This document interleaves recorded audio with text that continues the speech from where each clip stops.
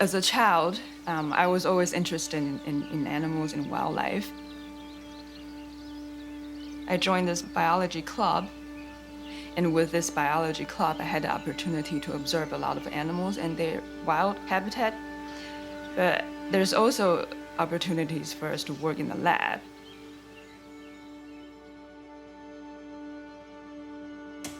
The curiosity of a young mind, wanting to see what's inside of an animal, that's what kind of drew me in. And to be able to see the inside, you have to dissect them. And then I happen to have the skill set to dissect. And as a young kid, when you're being praised of, oh, you're so good at dissecting animals and the surgical skills and all that, you sort of think that, okay, this is something that's my calling, this is something that I should be doing for my career. So that's how I went into the field of biology. And then after I graduated from college, I decided to pursue my PhD degree and then flew all the way across the globe to the United States. It was exciting at the time because it was like, whoa, I got into this program, I'm gonna be studying these things, the dream of my life. And then the heavy schoolwork kind of just took my mind away from missing my friends and family. It was quite intense the first couple years. So I was studying cardiovascular diseases and the relationship between high-fat diet and heart failure. So what we did is we fed rats saturated high-fat diet, and then we surgically induced heart failure in them by ligating an artery in their heart, inducing heart attack, basically. My findings is only true in rats, but not in humans. And this opens up a big question, why are we doing this? Why are we using rats? And so I went to my thesis advisor, and then they were sort of not fazed by it. I went digging even more and to find out that actually this is not an isolated incident. Most of the animal studies do not reflect human biology, human physiology. And so much so that 95% of the time, when a drug is tested safe and effective in animals, it turned out not to be true in humans. So 95% of the time, the drugs fail in clinical trials. And all this animal testing that we've been doing is just, I don't know for what. And that's when I got really uncomfortable with my study. And then, but I brought up this problem to so many people, and they're just like, oh, you know, this is just how we do science. I was like, no. I flew all the way here to study science. This is not what I was expecting.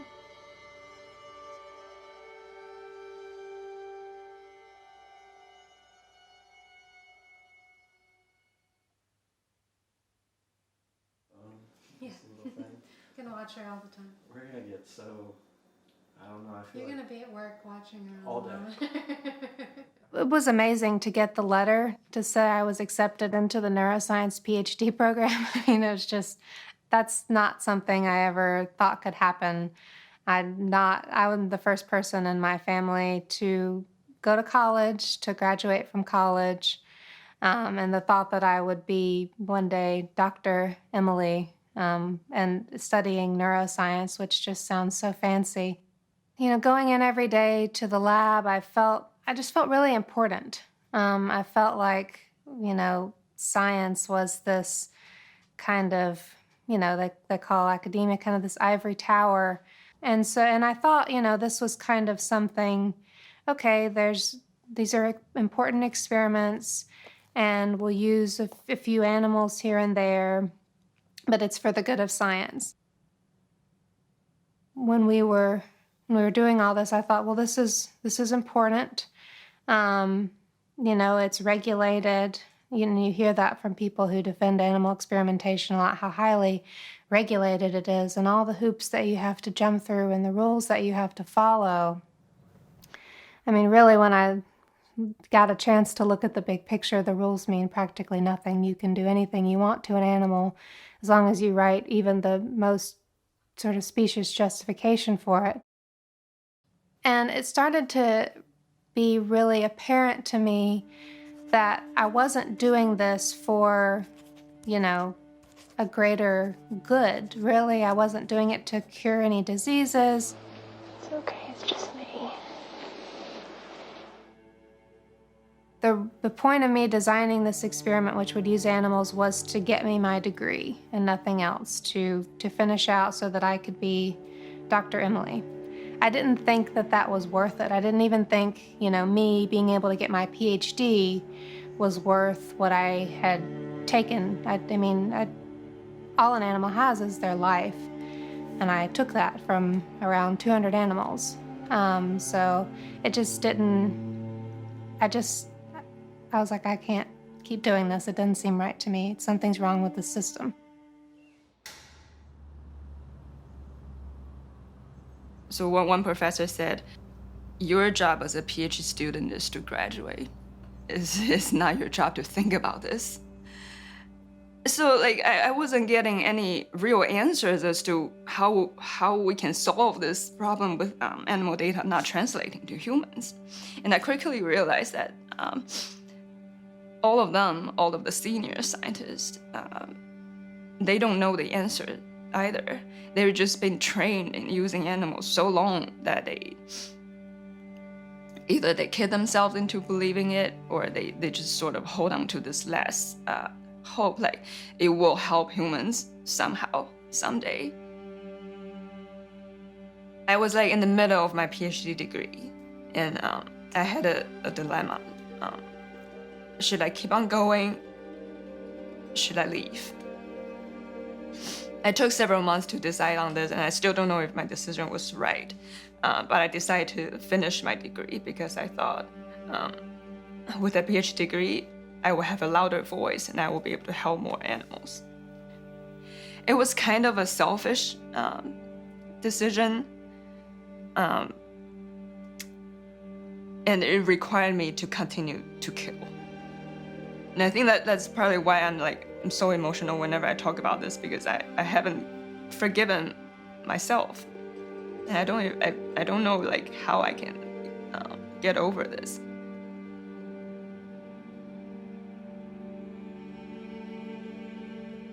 I think it's important to show people what animal testing does on your psychological well-being. Human nature, we're not supposed to kill, It's just, it's not natural, it's not right. Having done animal testing, it's something that you just know is wrong when you're doing it. I mean, you're holding an animal who didn't ask to be bred, didn't ask to be put in a box and shipped to a lab, to be held in a cage, injected and killed. And then when you add on top of that the fact that it's something that we really could be doing better. We could be devoting our resources instead to developing more human relevant models if we weren't just so stuck in the past and the habit. If we could overcome that inertia, we could fast forward to more discoveries and better protecting humans. What I thought when I first started was that there would be a potential to have a really big impact on human health. So curing diseases, making people's lives better and healthier. And I think what the general scientific community is coming to agree upon is that we're talking about human health in most cases. So we want cells that come from humans. We don't want to know what happens in a rat. We know we can cure cancer in rats. Well, it doesn't translate to humans. We can use non-animal methods that are actually based on human cells, human mechanisms of disease. We can do better, and we should do better.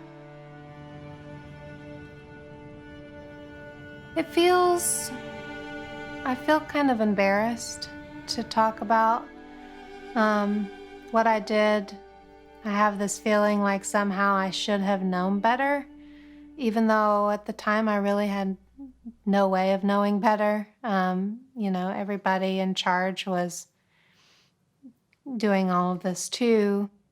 The message that you get is if you even start to question whether or not is the experiment that I'm doing, is that right in the bigger sense? Like, that's very taboo. You can't question any science is good science. We're going to learn something from an experiment, even if it's poorly designed, we'll learn something from it. And to me, the fact that when someone's suffering because of that, you need to take a step back.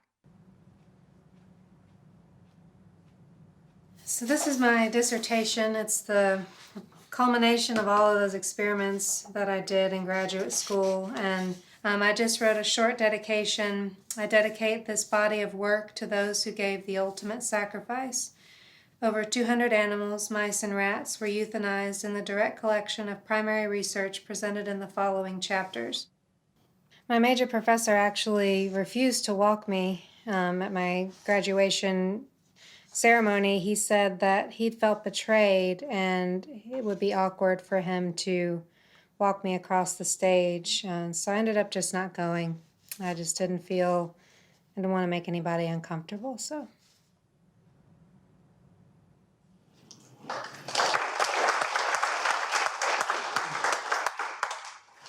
Thanks for the introduction. Thank you all for coming. So at the end of the thesis, you do your dissertation. I think that's a written report, and then you do a public presentation for describing what you've done. So I did my presentation. In the older version, I had a line that says, "To all the animals that I killed, I'm sorry. I was wrong." But my thesis advisor at the time told me to scratch that line because he said, knowing my committee, it will affect your chances of graduation if I put that line in. And that was it's really hurtful because the thesis, it's my dedication, and I wanted to say sorry for the animals, but I didn't get to do that. I don't see the animals in the cage as just some tools for gathering my data. I see them as individuals. They have emotions. They feel pain. They suffer just the same way we do. I knew I would never do animal testing again. So that was when I had to really rethink, what am I going to do with my life? I just spent, a decade investing in this science education where I thought I'm going to go out and change the world and make a difference. And here I am with this degree and all this experience, and now what am I going to do with it?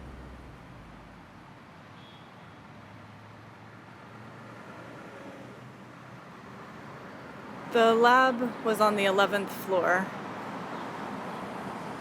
It's interesting to be back here now, 10 years later, and think about how much has happened since then and what I've learned and the experiences I've had.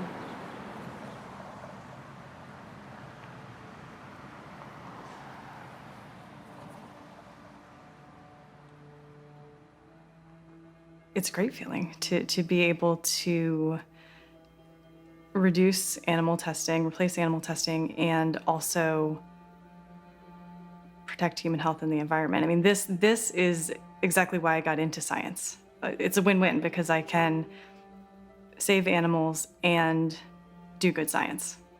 It doesn't get better than that.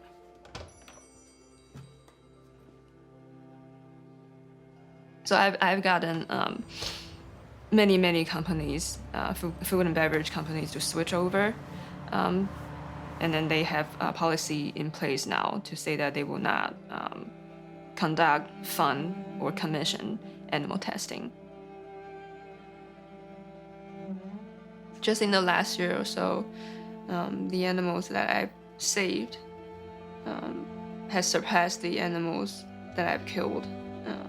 And that was rewarding for me. I kept a tally in the Excel file in my computer. Like every time I get a victory, I calculate like how many animals that saved, and I compare that against the animals I've killed for my thesis.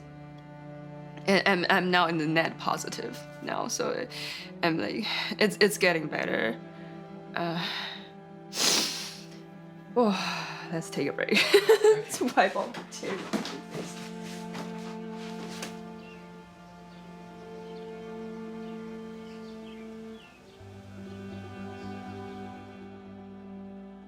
Now I am so proud of the work that I do. I really get a chance to not only still do science, but I get to work at a policy level with legislators and big decision makers, and I am really so proud of that. I love my job so much, and yeah, I feel good.